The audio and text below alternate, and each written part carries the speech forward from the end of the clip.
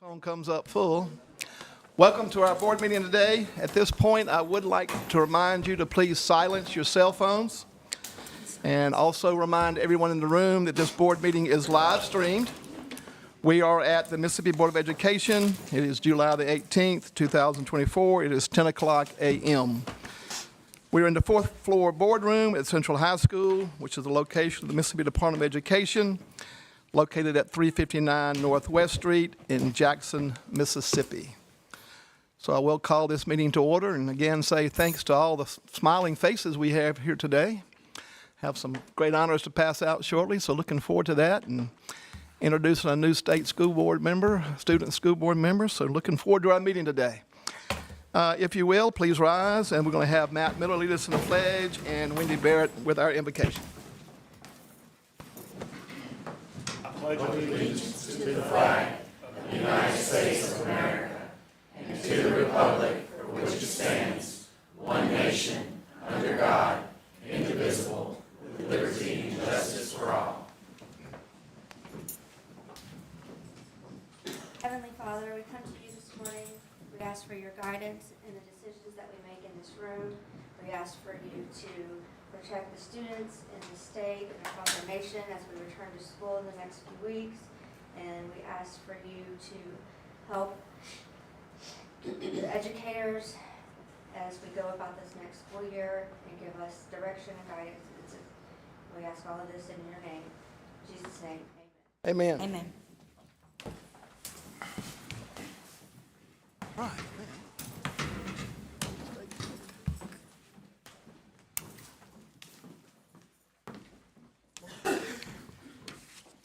All right. I've just been informed by the state superintendent that he paid people to be here today for his first school board meeting, so now I know all the crowds landed.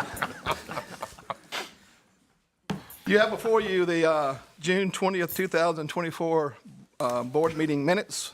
That's the special call board meeting, and also our June 19th meeting, which were the student representative interviews and our budget work session. May I have a motion to approve those minutes? So moved. Second. So moved, Mr. McGehee. Second, Mr. Mayo. I'll get that right in just a minute. I know who you're talking to. Any questions or comments? All in favor say aye. Aye. Any opposed? You also have before you the agenda for today's meeting. May I have a motion to accept that agenda? So moved. Second. All right, Ms. Warner on the motion, Mr. McGehee on the second. Any questions or comments? All in favor say aye. Aye. Any opposed? We also have our consent agenda before us. For those that normally don't attend our meeting, each of our departments sends us out the agenda, their piece of the agenda, so we have a chance to review that well before this meeting today, go over, call departments or the state superintendent and ask questions. So we will make a motion to approve several items all at once toward the end of the meeting. So a motion to approve the consent agenda. So moved. Second. Mike Mayo and Mike Pruitt. Any other questions or comments? All in favor say aye. Aye. Any opposed? All right. Gene Cook, I believe we have an outstanding recognition ceremony this morning. Sure. Good morning, Mr. East, Dr. Evans, and State Board members. It is my honor to present to you the State Board recognitions for the month of July. Today, we are honoring 6 exceptional Mississippi teachers who are the 2024 state-level finalists for the Presidential Awards for Excellence in Mathematics and Science Teaching. This is the highest recognition that a kindergarten through grade 12 teacher of mathematics or science may receive for outstanding teaching in the United States. Teachers, as I call your names, please join Mr. East and Dr. Evans at the front of the boardroom. And first, we'll call up the math teachers. The math teachers include Sarah Broadbent of Petal Elementary School, Petal Upper Elementary, in the Petal School District, who has taught for 12 years. Cassandra Johnson Hudson of McLaurin Elementary School in the Rankin County School District, who has taught for 20 years. Shonda Pummel of Camden Elementary School in the Madison County School District, who has taught for 18 years. Now the science teachers. They include Julie Chase of Weir Elementary School in the Choctaw County School District, who has taught for 10 years. Cressa Reed of Neshoba Central Elementary School in the Neshoba Central School District, who has taught for 13 years. And Dr. Diane Smith of Wells APAC Elementary School in the Jackson Public School District, who has taught for 34 years. Okay. Congress established the Presidential Awards for Excellence in Mathematics and Science Teaching in 1983. The award recognizes teachers with deep content knowledge of the subjects they teach and the ability to motivate and enable students to be successful in those areas. Awardees serve as models for their colleagues, inspiration to their communities, and leaders in the improvement of mathematics and science education. The National Science Foundation administers the Presidential Awards on behalf of the White House Office of Science and Technology Policy. Two of the teachers here today will be selected for the national level Presidential Award, and national honorees receive a $10,000 award from the National Science Foundation, recognition at a White House ceremony, and the opportunity to provide input on policies that improve science, technology, engineering, mathematics, and computer science education. Congratulations to all our honorees today, and you're welcome to make remarks at this time, and we'll start with Ms. Broadbent. It really is just an honor to be here and be amongst such wonderful professionals. As we started school on Monday, our district theme is to be the spark. And it's just a reminder of what they do on a daily basis as they work with administrators and team members and families and the difference that they make in the lives of children every day. And it's just an honor to be part of you. Good morning, everyone. I'm Cassandra Johnson Hudson. I represent McLaurin Elementary School, where our goal is to be a blue ribbon school. So we are in the right direction. I am indeed honored and privileged to stand here today among the rest of the 5 honorees. I do thank everyone for this opportunity and this recognition. I would like to give a special thank you to my husband for your unwavering support. My principal is here, Mrs. Langerman, who has always been there for me. My superintendent, Dr. Rhymes, is here, as well as our superintendent, Dr. Stott. So I have unwavering support at the Rankin County School District, and I am just so honored to be here. And I have been nominated for this award several times, and due to fear, I never took the necessary steps. So how can I, as an educator, encourage my children to always put forth their best, to face your fears, and be confident in yourself if I can't practice what I preach? So this year, I stepped out on faith, and now I stand here before you all humbly, full of all types of emotions. And it's just a God-given calling, and He gives me everything I need each day to fulfill this calling. So thank you all. Ms. Pummel? My name is Shonda Pummel, and I'm representing the Madison County School District. This is kind of a full circle moment for me because as a student, I was not a good math student at all. And so to be recognized at this level as a really good math teacher really warms my heart. You know, every day I strive that my children will never feel like I felt as a student. And so I want them to think, I'm a mathematician, I can do this, I can do hard things. And so when I go into the classroom, every day that's something that I strive to do. I also want to recognize my principal, Dr. Vandy Green, because she continually sees something in me that I don't always see in myself. She encourages me to pursue other things and to reach higher, and she always embraces my crazy ideas no matter whatever they are. And my husband, Dr. Matthew Pummel, he's also in the education realm, but the older kids. You know, I can run ideas by him. He's always encouraging me to do hard things, even when I don't want to. And so without their support, I would not be here today. And I just want to say it's such an honor to be with all these other ladies up here because we're all doing the same thing. We all want the best for children. And so thank you so much for this honor and opportunity today. Ms. Chase? Good morning. My name is Julie Chase. I teach first and second grade math and science, and I am from the Ware Elementary School in the Choctaw County School District. I am so thankful to be here and so honored. Never would I have thought I would be standing in front of you receiving an award like this. It has been a silent dream of mine to actually attain this. I'll get emotional. And when my fellow colleague teacher, Ms. Tamika Connolly, presented me with this award, I was speechless, which if you know me, that would be quite a feat to attain. And I was like, okay, that's a great honor. And in reading the material, they say you can just receive it and not move forward with it.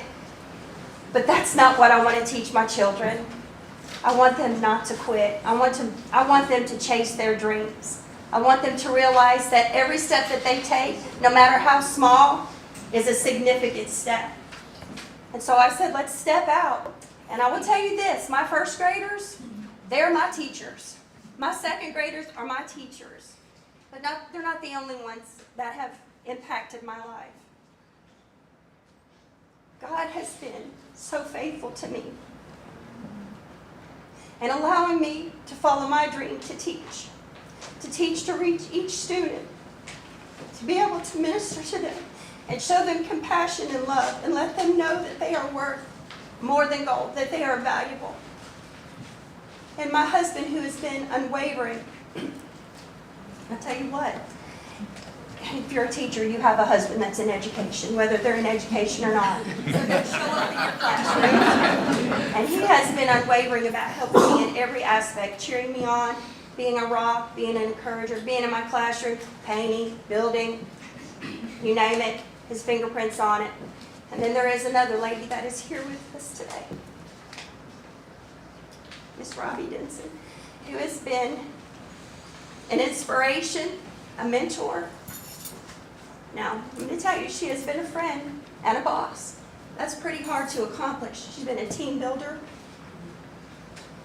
She has turned things around, but she will tell you like it is.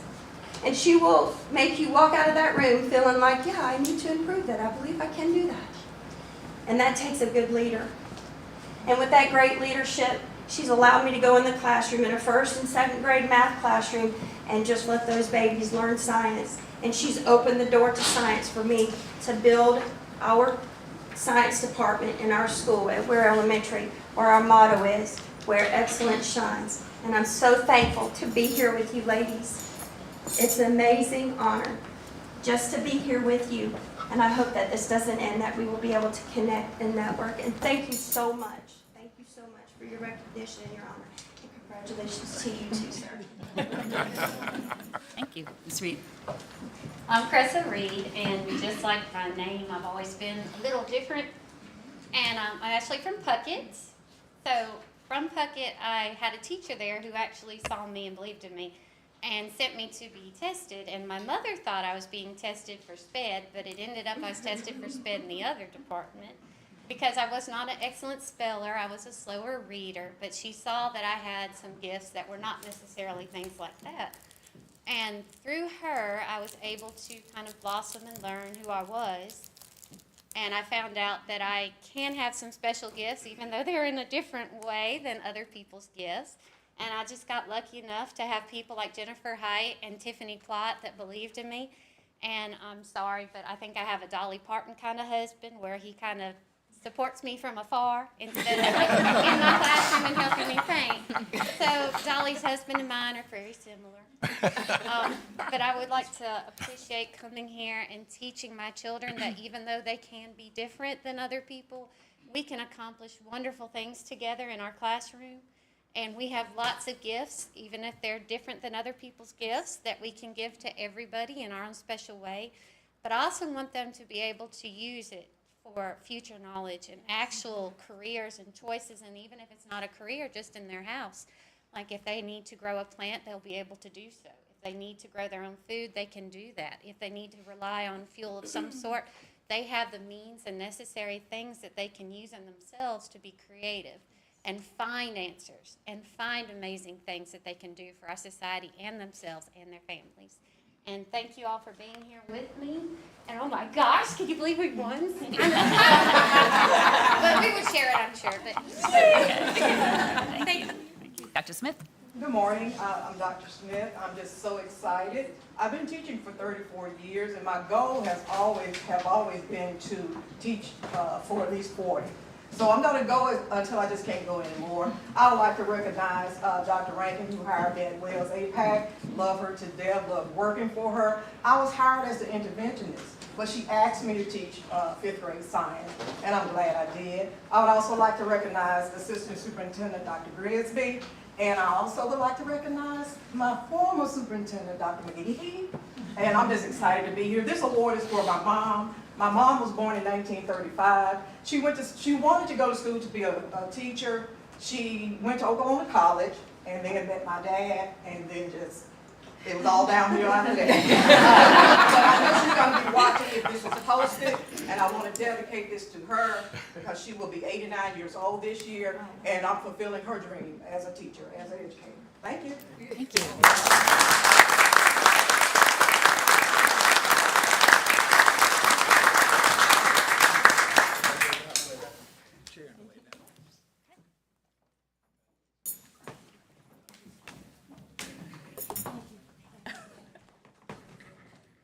Congratulations. Congratulations, ladies.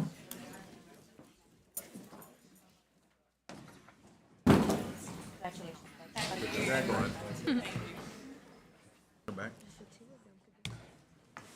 No matter of fact. Yes, that's what we don't have enough of. I will tell Ms. Pummel, I made my first C in mathematics in the 4th grade. I brought that home to an electrical engineer father who grounded me for 30 days. I learned that green praying mantises will eat brown praying mantises in your windowsill, so I learned no math during that 30 days. But I was also a 4th grade math teacher with the same passion to look. I'm not going to have a child suffer through 30 days of being grounded, so I can appreciate your story. And look, you definitely can't complain about 34 years of working with children in our school district. So every one of you, thank you very much for what you have done, and your stories are great. Continue to shine, stay in that classroom, and continue to take care of Mississippi's children. We greatly appreciate that. State Superintendent. They did tell you only had 3 minutes, right? Yeah. Just kidding. Let's welcome Lance today. This is his first real meeting of being our new state superintendent, so I know that he has been on the ground working, preparing for this day, has kept us in the loop tremendously as we've moved forward. So first, welcome. Thanks for being here. Thank you. Then the floor is yours. Thank you, sir. Hopefully 6 months from now, you'll still feel like you need to clap. I'm joking. There, right quick, ladies, before you leave, I want to give you another big thank you so much. Let's give them another round of applause.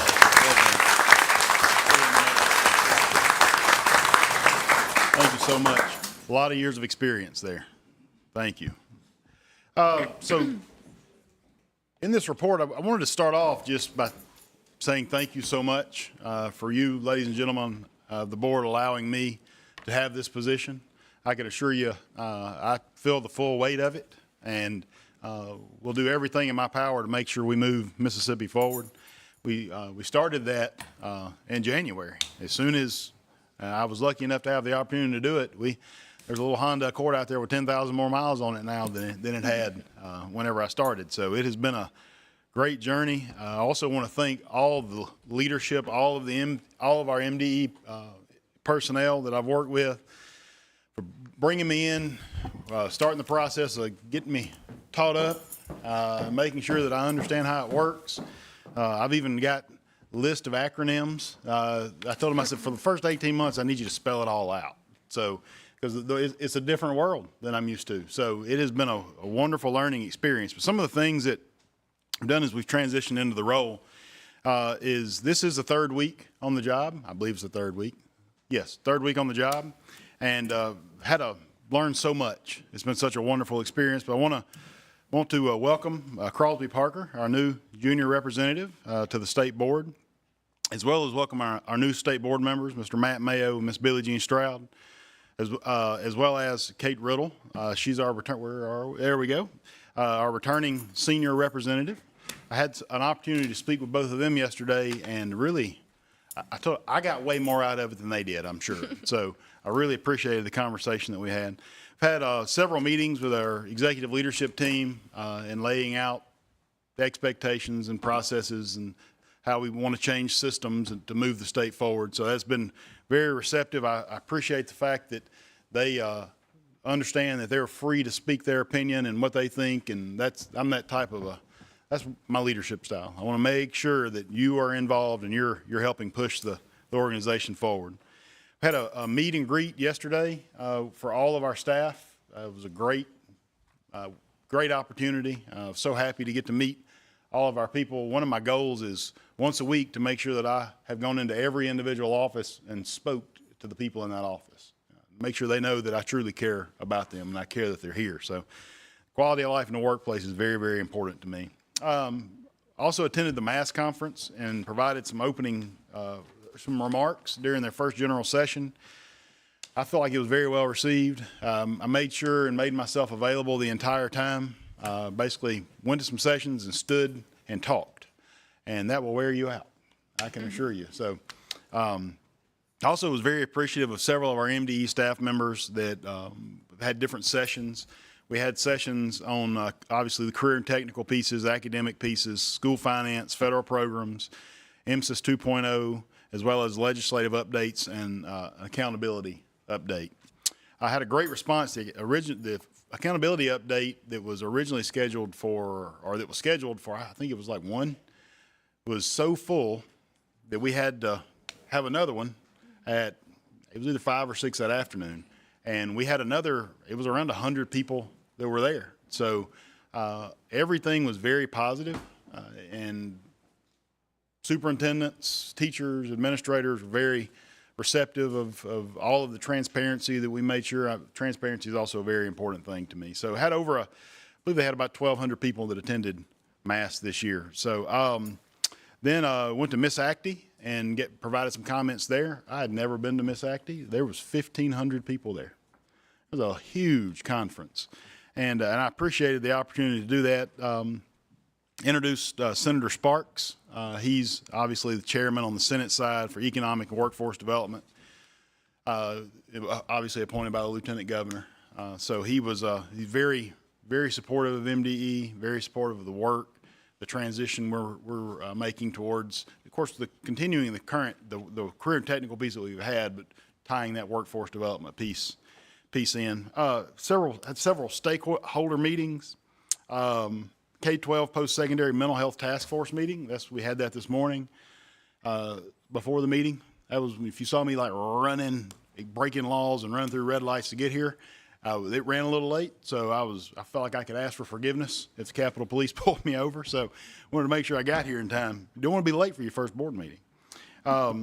Also had the U.S. Department of Education, our Deputy Secretary Adam Schott had a meeting with him to talk through some of the pieces primarily around homeless funds that we still have available. Also went and met with Dr. Craig Ogeron at ITS to work through making sure our agency didn't create any self-imposed roadblocks as far as getting some of our RFPs and some of our work through them. Had 3 different media interviews with the Magnolia Tribute, WLOX, and WAPT. 2 of those were on the coast, and one of them was here in Jackson. And finishing up, and I only have 3 minutes. I've already exceeded that.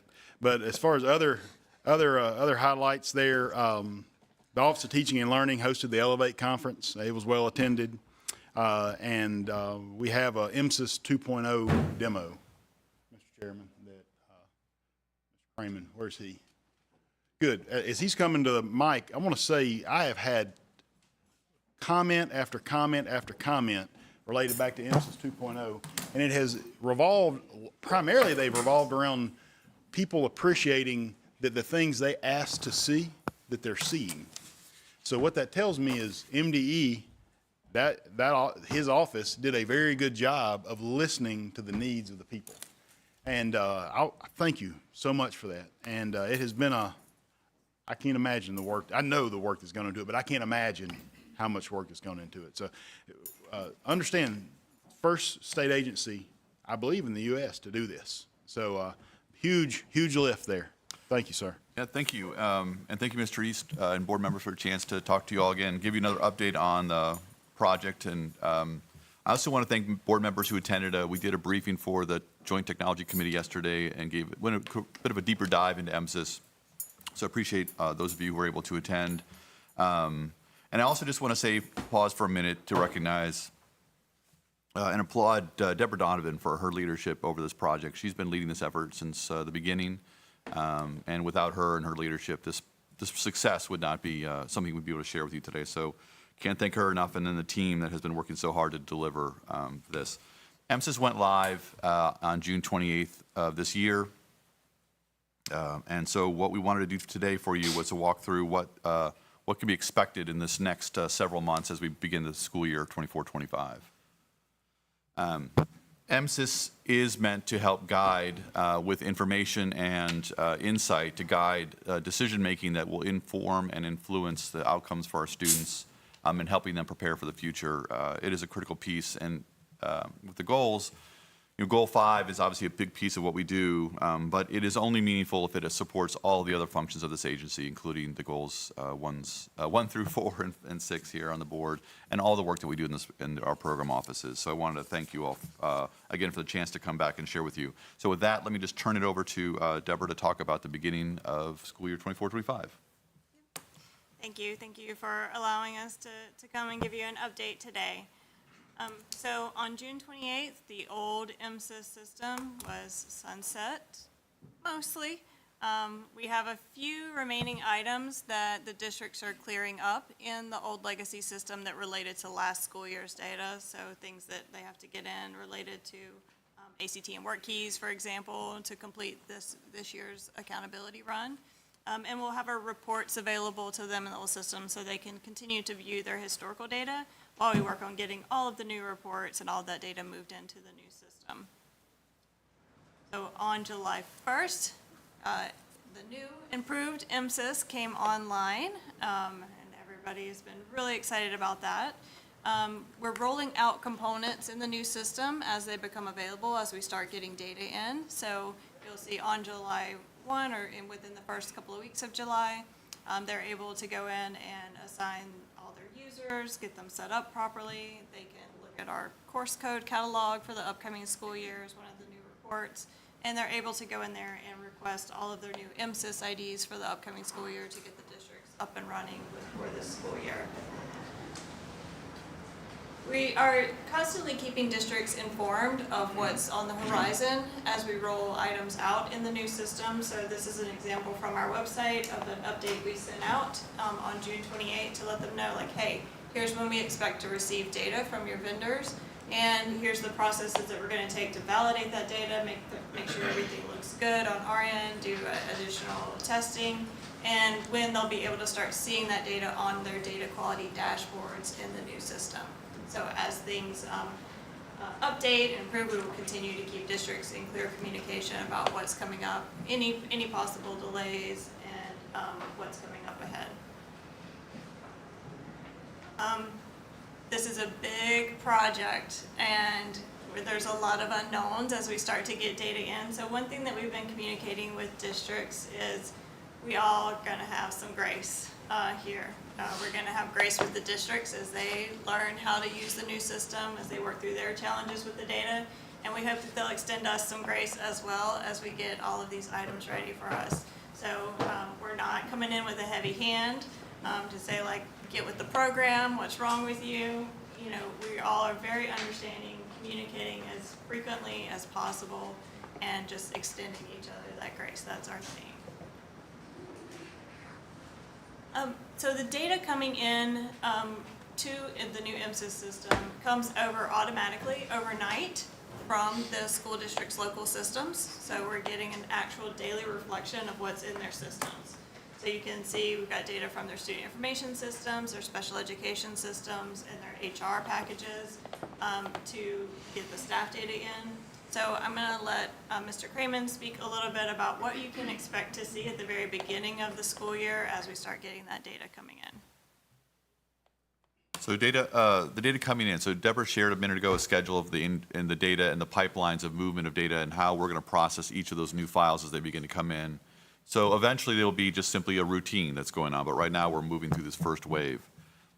When the data come in every night, the system overnight processes the data, and then in the morning we'll share with the district staff what errors were been identified for them to clean up. And so initially it'll be pretty high, but I just want to walk through what we shared at Mass and what we shared with districts about what this is going to look like or feel like as we go through the grace period of the next few months. So as you can imagine, as more data come in and as more validation checks are applied to the data, we'll begin to identify errors. The districts can begin immediately starting to clear those errors in their local systems, but there's going to be a bit of a game where the errors should be going up as we get more and more data coming in and processing them. If you go to the next slide, so now, but once the inflow of all the new data is completed and we get into the routine of nightly updates, the district we would expect to catch up with those errors, and we start to see those errors going down. And as you go forward, you'll see that each of those bits of progress will start to reflect as the errors in the dashboard, the data quality dashboard, begin to clear. And then again, by the time we get to October for the first certification, we would expect those errors to go down. Two things I would say is that one, we lived through this in Oklahoma a decade ago when we began to use live data.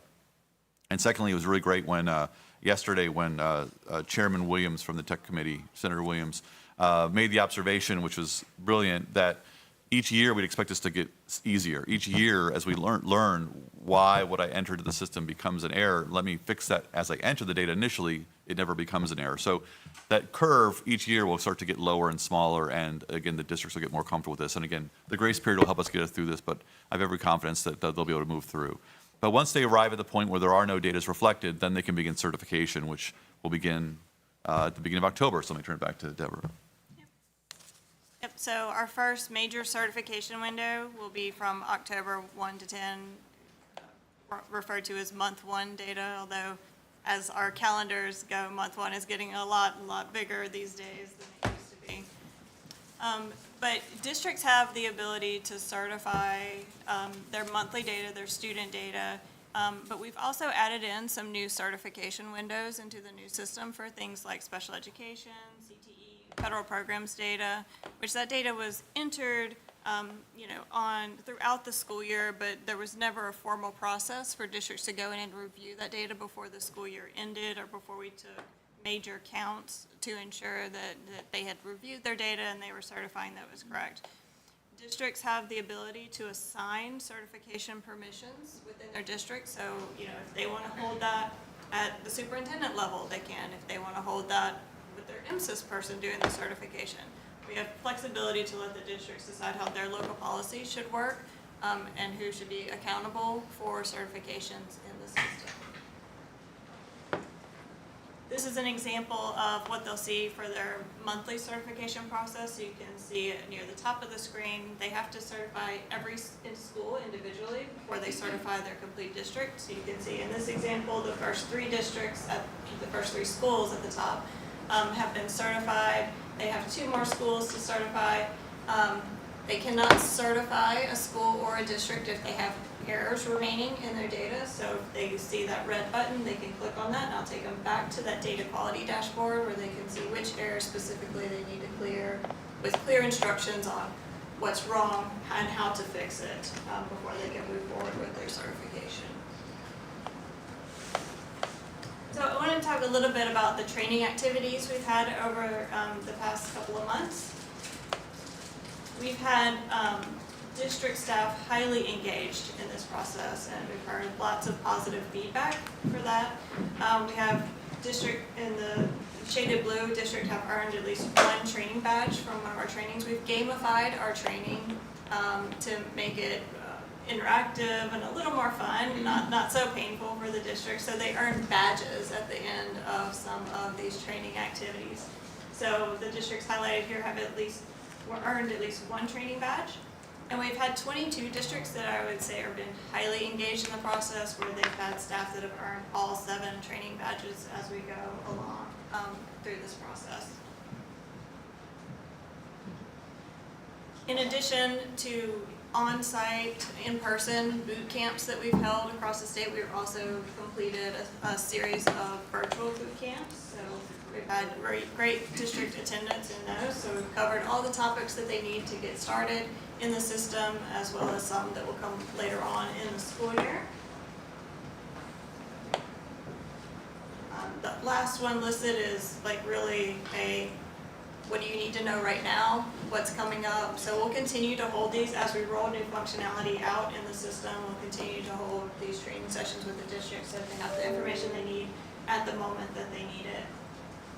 And we also are holding virtual office hours every Wednesday, and this has been, our help desk staff is always available. We've beefed up our help desk staff. We've pulled some extra people in to have help desk duty. Luckily, haven't needed it so much so far. The rollout is going smooth. But in addition to our help desk staff, we have these virtual office hours where they've been able to come in and learn from each other. What we see happening in some of these are they're like, I don't know how to fix this in my system, my local system, but there's a partner on the line that says, oh, well, in Power School, you go to this screen and you fix that. So that's been a great information sharing between the districts as well. In addition to the training activities we've conducted, we've also have a wealth of resources available on the website. So we're keeping our MSIS website updated. We have quick reference guides so that they don't have to hunt through a huge manual. They are working on a specific issue. They can go and find those resources to help them work through the process immediately. That's it for us. Any questions?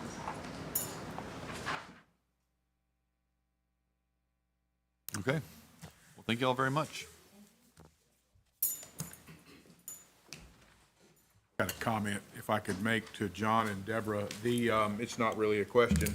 I had sent this text yesterday to Dr. Evans. I said, what little I know about the system and what it's got to contain, it looked on, but all the dashboards we looked at yesterday, all the user input screens, it looked really modern. It looked like current. It looked like when I go to American Express or somewhere else, it looks like everybody else's current information. I appreciate that, and I can only imagine the users also appreciate that too. That was part of the, thank you. That was part of our plan, which is to leap ahead generationally. We were not trying to drag legacy tech behind us. We were trying to cut the cord, so to speak, and build a new system in the cloud native with all modern features so that we could continue to evolve and grow in the new phases in front of us to continue to respond to the needs of the districts. So, but thank you for that. I would like to add as well that thank you for the input that you've gotten from school districts in making this work. And I know this has been a long process, probably a lot of pizza at midnight for you guys, putting all this together. So I thank you for that work. I thank you for the input. And I thank you for understanding that as all of us begin to gravitate toward this, we're all going to have questions. So just keep doing the valuable job that you're doing right now. So thank you very much. I'm not an educator and not quite understanding what goes into it, but with a little bit of technical background and I've long since passed me, I'm extremely impressed with what y'all have done. Not only proud for Mississippi because it came out of Mississippi. Y'all have accomplished a wonderful thing. I'm extremely impressed. Thank you. Yeah, we are trailblazing, and Deborah's efforts and the team's efforts have put us to, I would say, to the top of the list in terms of modernity in student information system. And we didn't mention this today, but mentioned yesterday that the vendor that helped us build this has already gotten a national award for a breakthrough technology for the student information system breakthrough of the year. So it's been a journey, but thank you for that. Yeah, thank you. Anybody else? All right. Thank you very much. Thank you, Mr. Chairman. I'm done. It's the next is a report of the chair. I want to start off by saying, Matt, thank you for covering last month. I will tell you that if you do not have Alaska on your bucket list, you need to put it there. It will teach you very quickly how small we are in this great world that has been created for us to live in. So I recommend a little trip to Alaska. During the summer, it's nice and cool and no humidity. 81 degrees on the Saturday that we were there and did not even feel it. So I recommend that. So thanks, Matt, for covering me on that piece. Also, I've been to Mass and Massa over the last 30 days or so. I got to see Ronnie McGehee in action. It was a lot of fun. Had a great group of secondary administrators there. Not Mass, MASSAP principals. That's twice. I got Mayo and anyway, we'll get through it. Great group. I actually was able to sit with the Madison team, listen to their stories and the stuff, and the information they had gotten. And also Mass, I was able to speak at the prayer breakfast there just a week ago.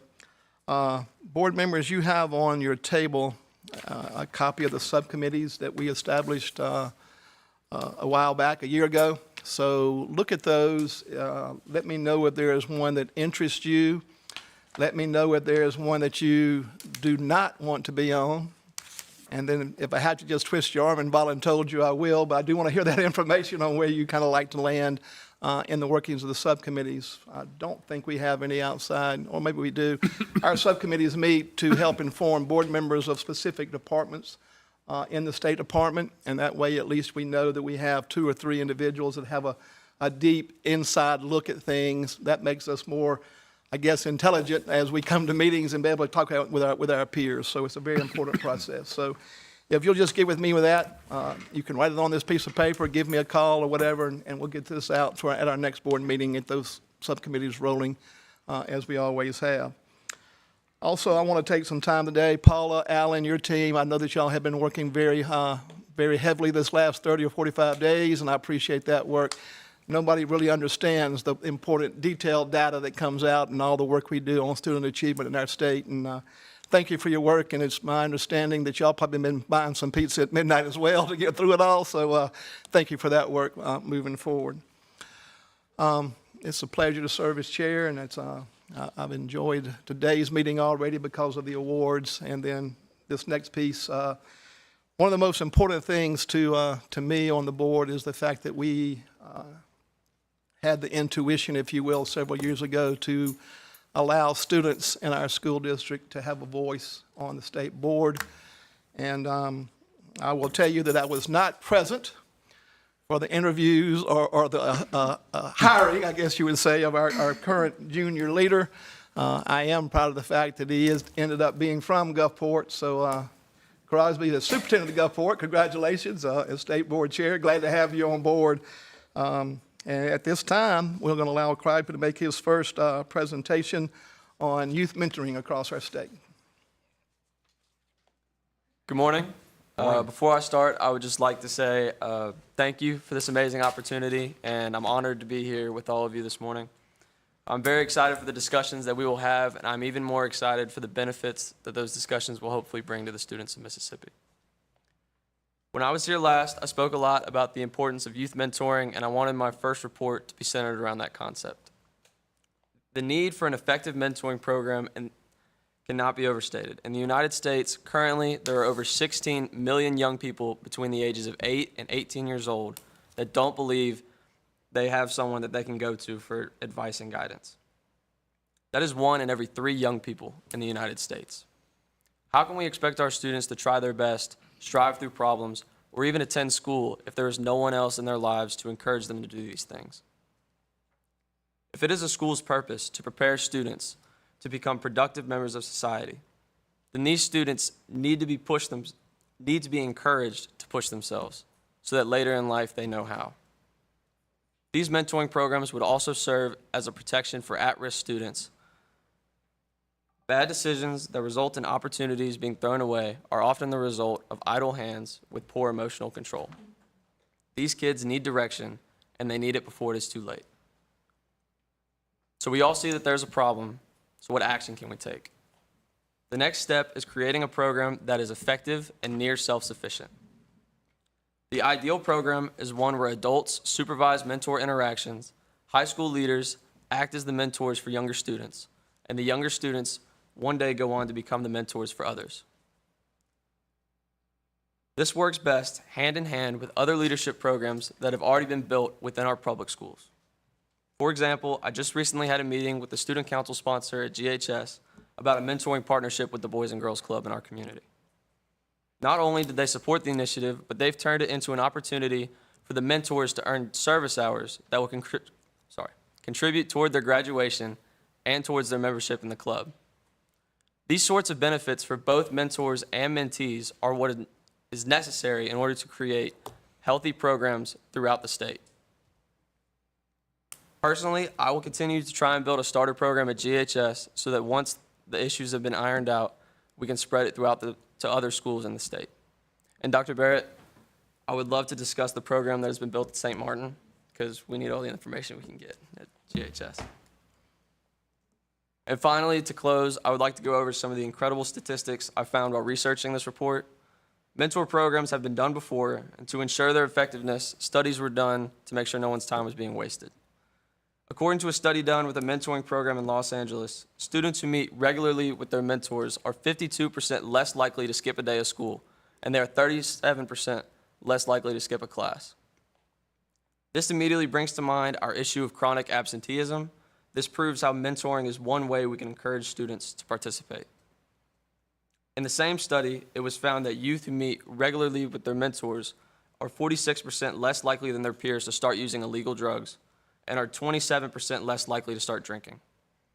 If we are able to have this same effect for our students, not only are we helping them avoid crippling addictions, but we are also steering them away from those tragic, life-altering decisions we see being made by our youth every day. Mentoring programs have the potential to offer so much for our students in Mississippi.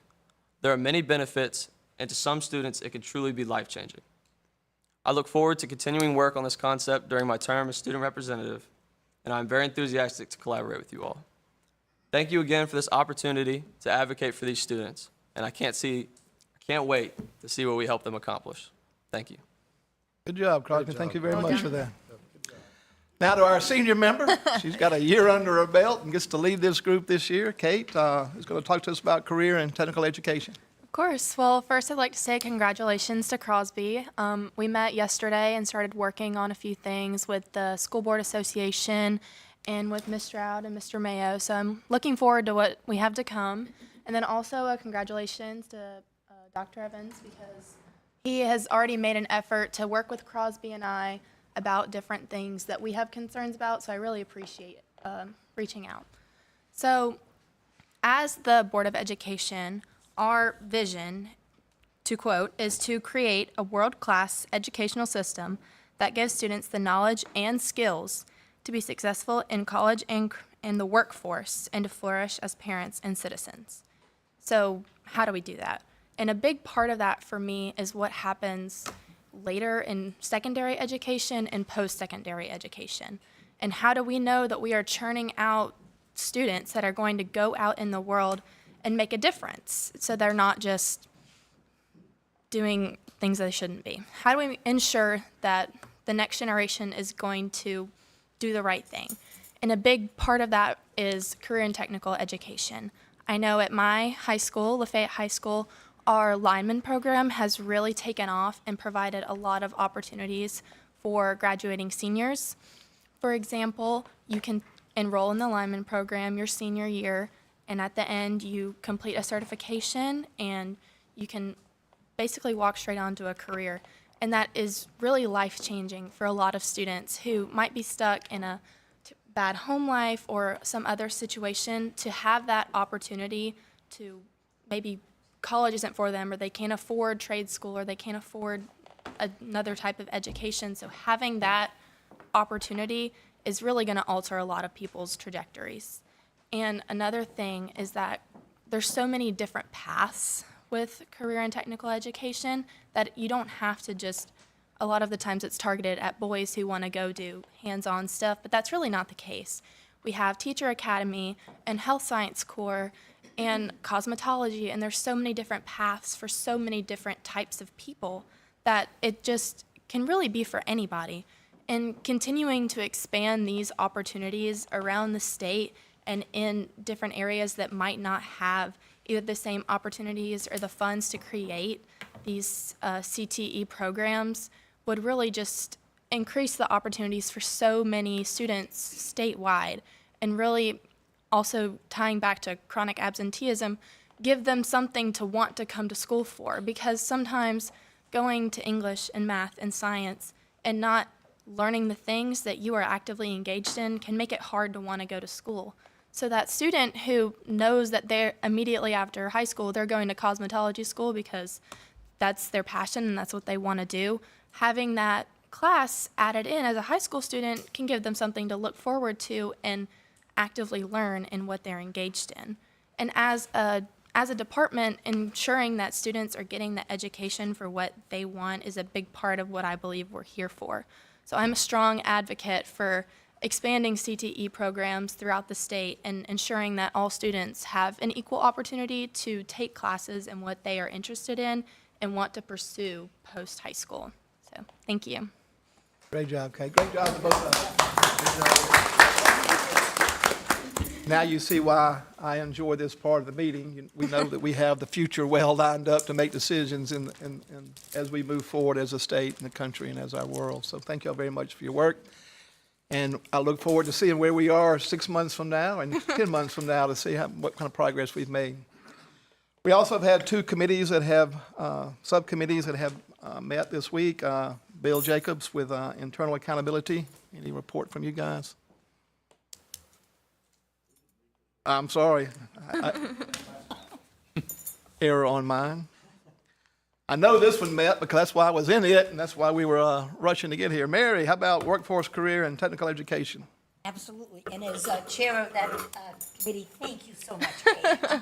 I mean, she just segued right into my report. And per usual, on my report, I always say, you know, I'm the titular head here. Everybody else does all the work, and the board members definitely do the work. And I'd like to take this opportunity right now, in case you guys don't know it. Mr. John Farrell, where's John? Behind. Oh, he's behind, oh, never trust people who sit behind you. Mr. Farrell, he is now the chief of school and district of school and district transformation. And so that CTE comes under his division. So welcome. Glad to have you. Another gentleman from the northern part of the state. We had a long meeting, the board, we have a good meeting. I think we got a lot accomplished, and these guys have been out here doing yeoman's work. They've done, as I said, we have a new office, we have grants, and the grants have gone up, like $600, and this was for the national certification. Mr. Robertson's over there, and I keep looking at him rather than the rest of you. So if he nods, I'm okay. They've also got work done on work keys for reimbursement, which is a really big, I think, a really big deal for these kids. And the Perkins, this is a big congratulations. The Perkins 1 year program has been 100% approved. So, and by the U.S. Department of Education. So that's a biggie. And now you can continue working on it. It's like a never-ending process. But no, I really think that this group of people, they're just doing, as I said, yeoman work. So we should be very proud to have them. So thank you both. And thank you for my board members, Mr. Pruitt, Mr. East. So, Mr. East, I got the East.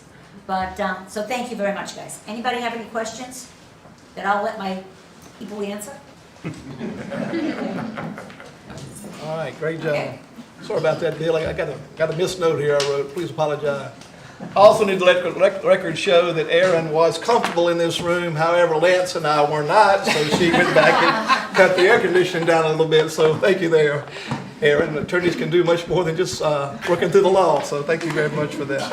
That was a yeoman's work. I don't know about yeoman, but it's important to me. I don't.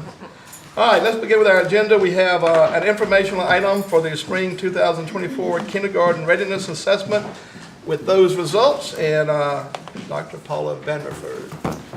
And Dr. Boone. This is a joint effort.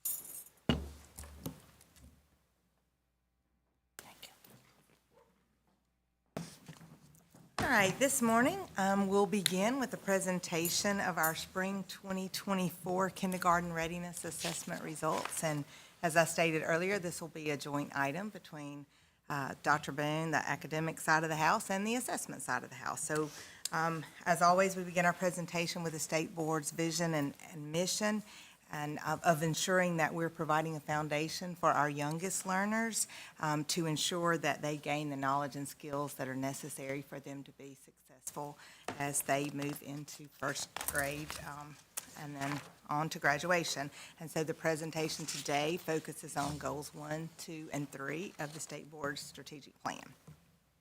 So when we look at reports like this, the background and the statutory requirements are always important in providing context, and particularly since we have a number of new board members.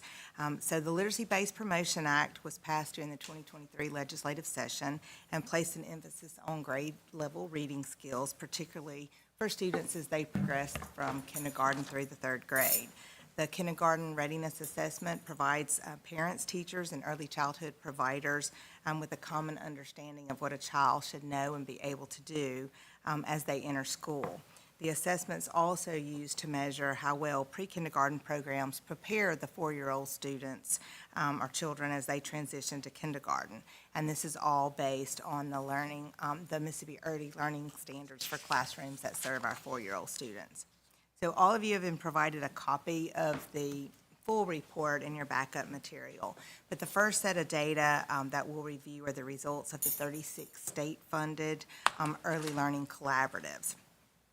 So as a reminder, to ensure that providers are preparing students for kindergarten, the Early Learning Collaboratives Act of 2013 required that the MDE adopt a minimum rate of readiness for each pre-kindergarten provider participating in a collaborative to meet in order to remain eligible for the funding. So the committee, the Mississippi Committee members determined that a skill score of 498 should be the literacy readiness score that's recommended for students at the end of pre-kindergarten. So a score of 498 at the end of pre-kindergarten indicates that a student has mastered 70% of the early learning literacy skills. So there is no beginning of the year benchmark for pre-kindergarten. Later we'll talk about some beginning of the year and end of the year. But as you can see, our fall to spring skill score has remained very similar to that in 2017. So the previous spring, students averaged 143 skill score points of growth as compared to 137 in the spring of 23 and then 142 in the previous year. So in the spring of 24, the Early Learning Collaborative served 6,193 students, which was an increase of, from the 5,119 students served in the spring of 2023. So 67.16% of the students that tested in the spring of 24 met the end of the year benchmark of 498. Currently, we have 4 cohorts of Early Learning Collaboratives.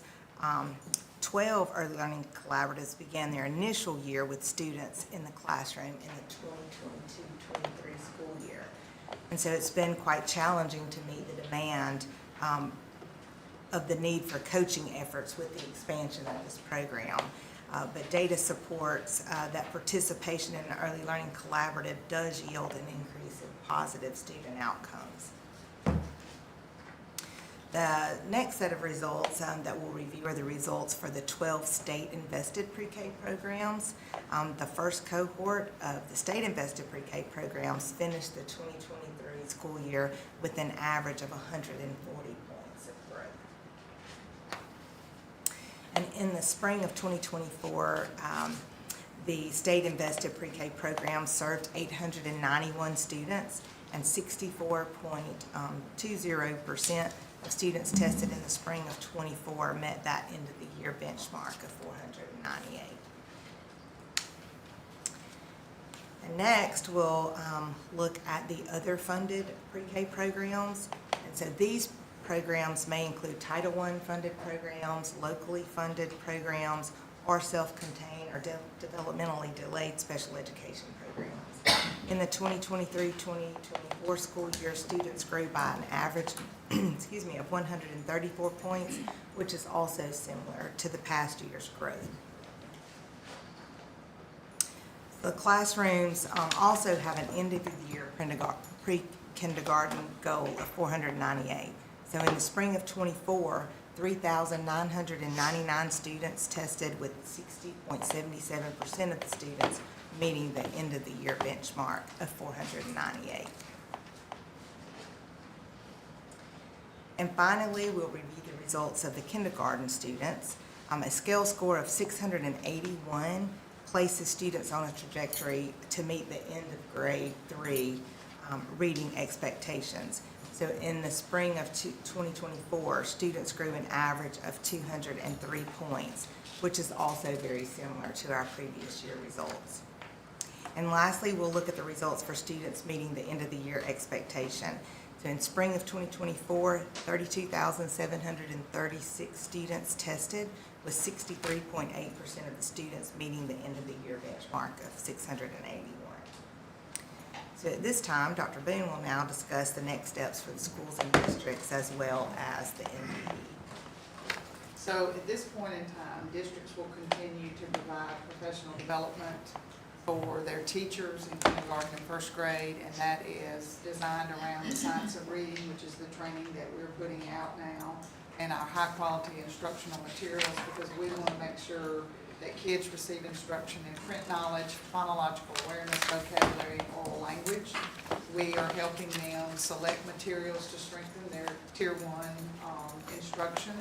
And then right now, pre-K creates a transition folder that goes to kindergarten with those students. So we want to encourage districts to use those transition plans to make sure they're addressing the needs of the kids that are already in their pre-K programs as they move forward to kindergarten programs. For the districts and the schools with pre-K programs, they need to look at the science of reading and make sure that the materials and the strategies they're using in their classrooms hit on those same things, to use the pre-K guides for student success with their families.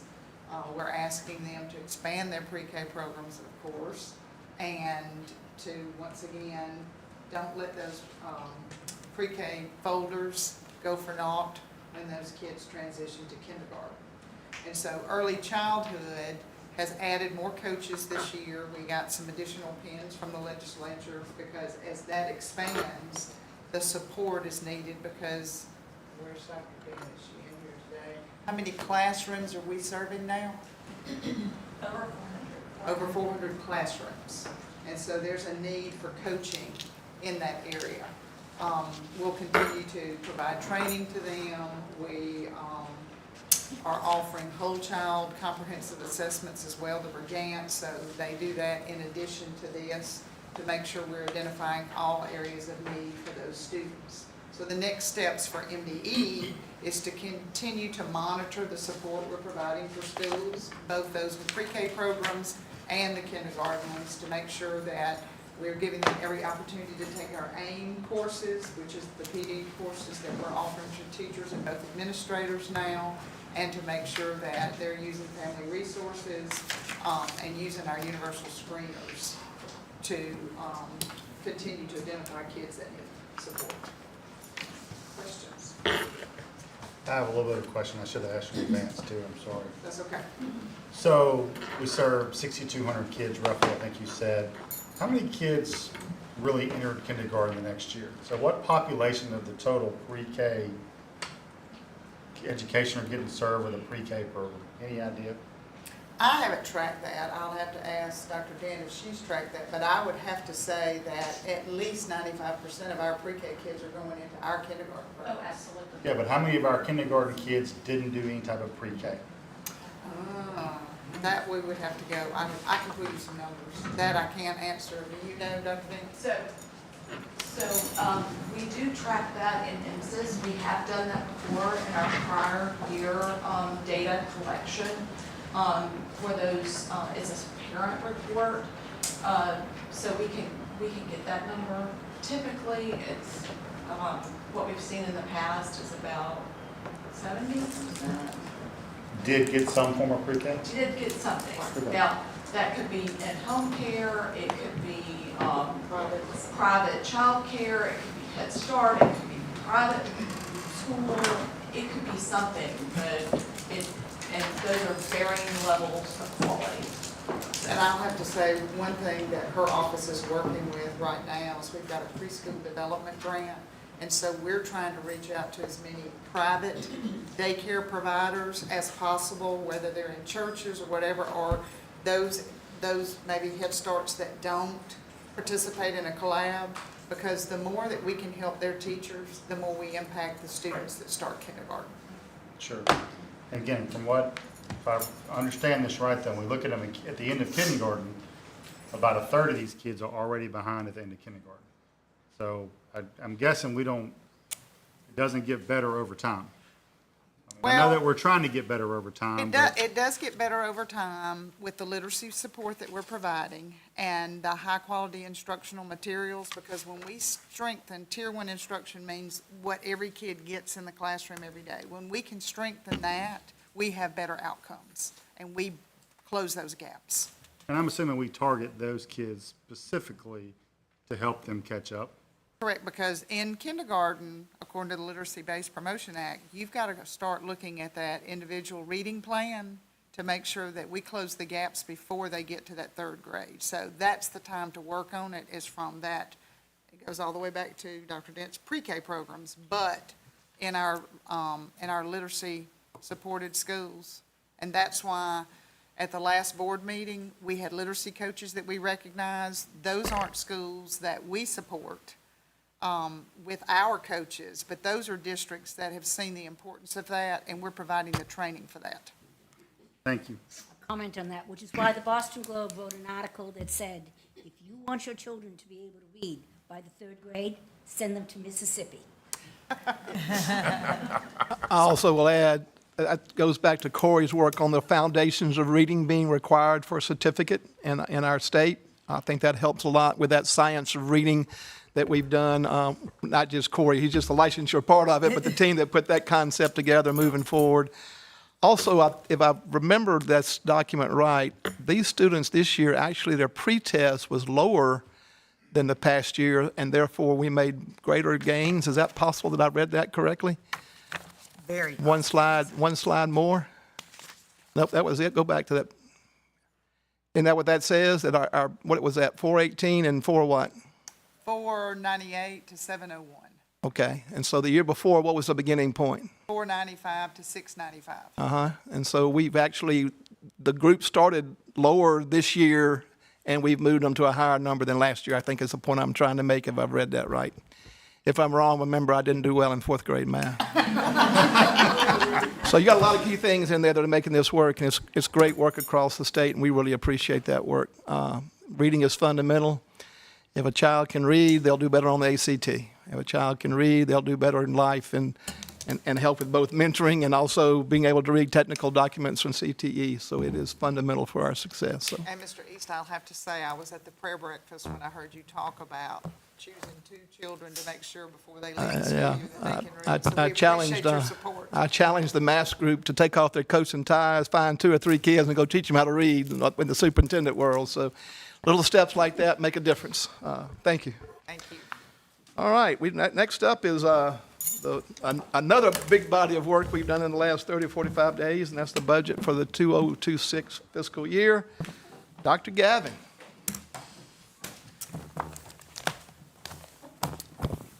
Good morning.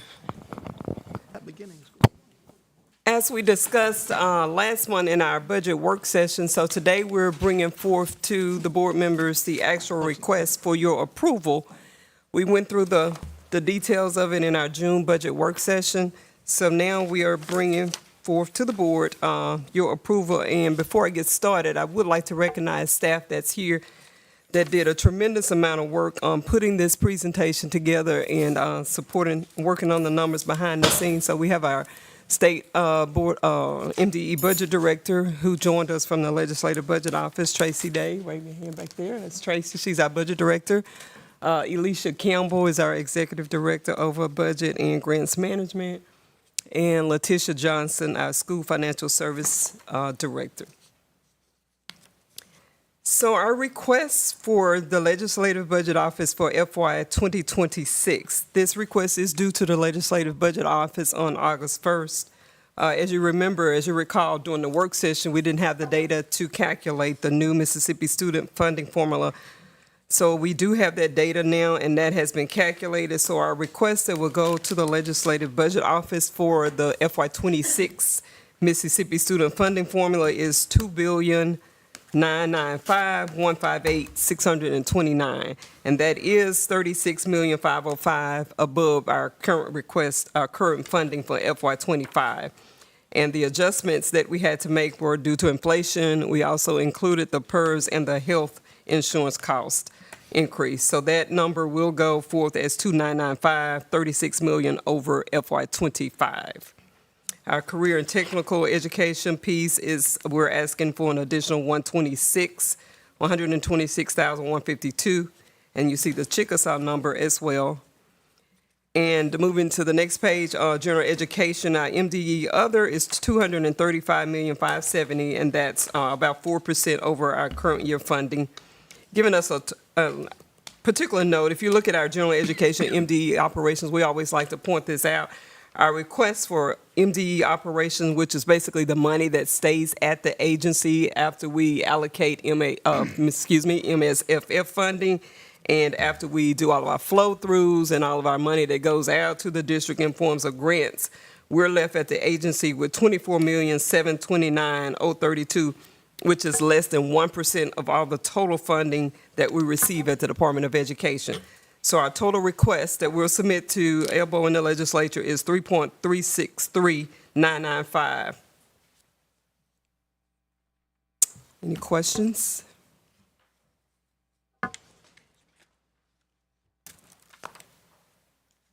We need approval, Mr. Chair. Anybody, let's do the motion first, and we can ask for questions or comments. May I have a motion? I move to approve as presented. Thank you, sir. Mr. Mayo. Ms. Warner, second. Any questions or comments for Dr. Gavin? All in favor say aye. Aye. Any opposed? Let's have it. Action item number 3 is approval of MDE contracts, also with Dr. Gavin. First, we have the modify the contract with Transact Communications. Thank you. Yes, we're bringing for the board a contract, and it's a short contract. It's only for 1 month. We need additional funding and to extend the date to August 31st of 2024. And the contract is with Transact Communication. And this particular provider is helps us track our data and data management for our 21st Century grant. You'll see this contract come before you again next month with a longer period of time, but we do need 1 additional month on the current year to extend this until we're able to bring the final contract before you next month. Let's go ahead and take a motion on that one, please. Motion. Motion, Mr. McGehee, second, Bill Jacobs. Any questions or comments? All in favor say aye. Aye. Any opposed? All right, we have 3B. Before we get into this one, I move to table this one for the time being. All right, I have a motion on the floor to table this item. Second. Second by Mr. Mayo. Any question or conversation? All in favor say aye. Aye. Any opposed? Motion carries. All right. Now, Dr. Gavin, we're going to let you get up here in just a minute, I think, all right? Action item 4 is an action item to approve the MDE grant awards. Okay, we have 6 grants that we're bringing before the board for approval today. The first action item is action item 4A, and it is for a grant for an EIR with Kemper County from the Office of Special Education, and it is for grades K through 3. And the amount of that grant is? $485,799, and it is for 5 years. 5 years? Yes, sir. Go ahead, Dr. Gavin. We're going to do all these together. Okay.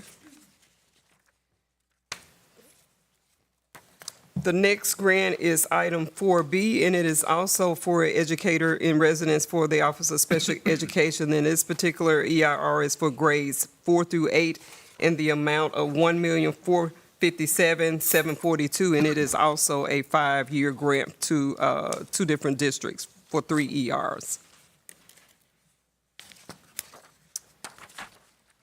Action item 4C is to award 2 grants for the nonprofit workforce professional development, and those 2 grants will go to the Mississippi Council on Economic Education and the Mississippi Construction Education Foundation in the amount of $600,000, and these are 3-year grants.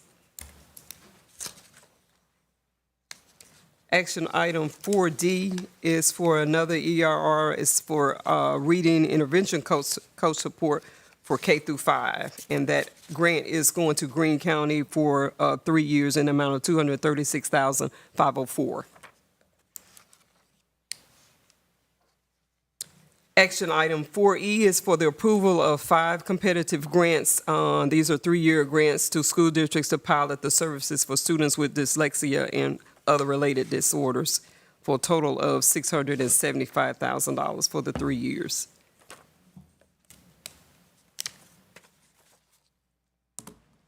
And the last grant that we're bringing forth for approval today is action item 4F, and it is to award 7 competitive grants for the McKinney-Vento Education for, this is for homeless children and for the youth. And we have 7 grants again that we're bringing forth for $1,260,936, and this is a 1-year grant. I'll accept a motion to approve these grants. So moved. Mr. McGehee, motion. Mr. Jacobs, second. Any questions or comments concerning these items? All right. All in favor say aye. Aye. Any opposed? Motion passes. You have before us our consent agenda. I will accept a motion to approve those items all the way through A through Z, and then AA. So moved. Mr. Mayo's motion, Mr. Jacobs second. Questions, comments? All in favor say aye. Aye. Any opposed? Motion carries. We have the need to go into executive session today. Sir, I move that the board consider making a closed determination of the need to go into executive session. Matt Miller with a motion. Do I have a second? Second. Mr. Mayo. All in favor say aye. Aye. Any opposed? Motion carries.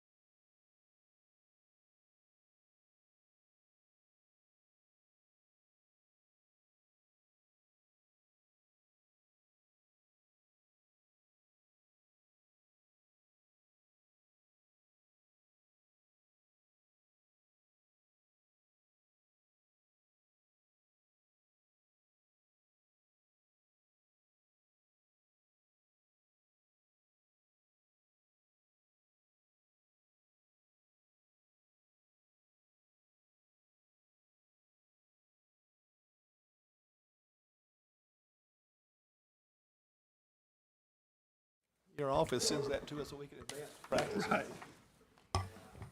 We're good, so we're dead? The board has voted to go into executive session for discussion of discrete personnel matters in accordance with Mississippi Code annotated section 2541-7-4A and K, and discussion and strategy sessions or negotiations with respect to prospective litigation, ongoing litigation, or issuance of an appealable order in accordance with Mississippi Code annotated section 2541-7-4B.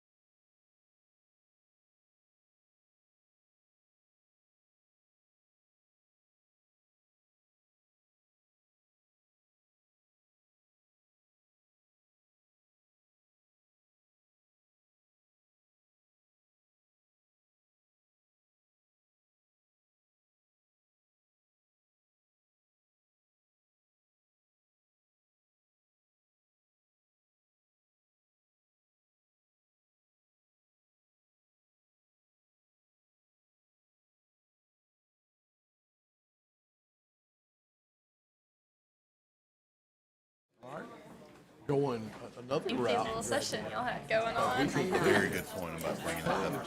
Communicate with them first.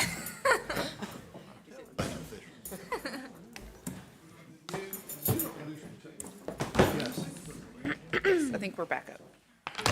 Yeah, we're We're back up. Board of Trustees has had an executive session. This time we'll move back to our regular agenda. Yes. All right, going back to item B. I move to put that back on the agenda for that contract. I'll second that move. Seconded by Ms. Warner. Any questions or comments?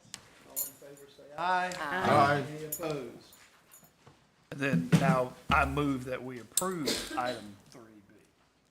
Motion to approve the contract with Imagination Station Incorporated for fiscal year 2025. Mr. Mayo is the second. Any questions or comments? All in favor say aye. Aye. Any opposed? Now we'll move back to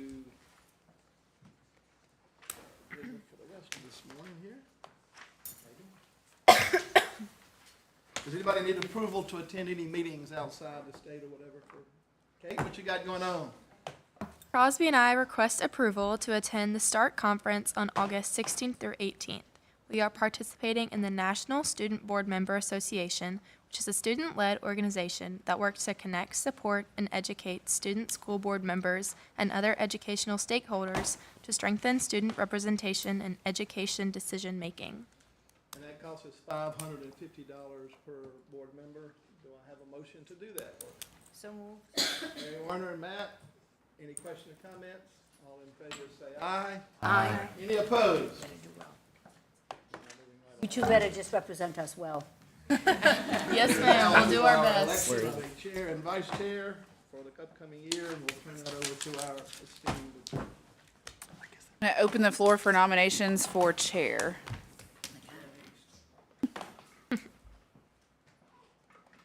Any others? Who was the first one? The only one. Oh, you did, I'm sorry. That's a second. Okay, so I'll close the table for nominations, and then y'all need to vote. So somebody needs to motion. I move to elect Glenn East as chairman. Oh, and I'll second that. Even the new guy jumped in on it. All in favor say aye. Any opposed? All right, vice chair. Okay, I'll open the table for nominations for vice chair. I'll nominate Matt Miller. Any others? Motion for Matt Miller to be vice chair. So moved. Second, Bill Jacobs. Any questions, comments, or concerns? All in favor say aye. Aye. Any opposed? All right, we also have a request for a day change on the November board meeting. We're going to move that November 14th board meeting to November the 7th. Okay, motion to move that board meeting. Check calendars right quick. So moved. So moved, Mr. Mayo. Yeah, so moved. Second, Ms. Werner. Any questions, comments? All in favor say aye. Aye. Any opposed? I believe our next order of business is to let you know that our August board meeting will be held on August the 15th here at the Central High School at 10 o'clock a.m. Looking forward to seeing our next reports from our student reps. And I need a motion to adjourn. So moved. Well, gonna make that motion. We'll get her on the minute. Let's get out of here. Second? Second. All right, Mr. Mayo, all in favor say aye. Aye. Any opposed? Thank y'all for a great meeting, appreciate the work. Mr. Chairman, I will not be here on the August meeting.